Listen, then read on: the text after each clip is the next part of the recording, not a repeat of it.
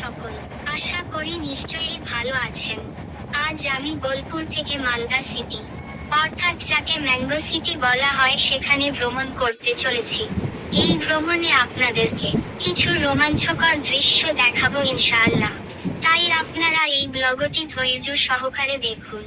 প্রথমত আপনাদেরকে একটা কথা বলি, তা হচ্ছে এই যে মালদাকে ম্যাঙ্গো সিটি কেন বলে? মালদা ম্যাঙ্গো সিটি হিসাবে পরিচিত হওয়ার পিছনে অনেক কারণ রয়েছে। মূলত, মালদায় বিভিন্ন জাতের আম উৎপাদিত হয়, যা গুণগত মানের জন্য সারা দেশে বিখ্যাত। মালদা ম্যাঙ্গো সিটি হওয়ার কিছু মূল কারণ: বিভিন্ন জাতের আম। মালদায় 150টিরও বেশি জাতের আম পাওয়া যায়। হিমসাগর, লক্ষণভোগ, ফজলি, গোপালভোগ ইত্যাদি কিছু উল্লেখযোগ্য জাত। স্বাদ ও গুণগত মান: মালদার আমের স্বাদ ও গুণগত মান অন্য যেকোনো জায়গার আমের তুলনায় অনেক ভালো। উৎপাদন: মালদা জেলা আম উৎপাদনের জন্য বিখ্যাত।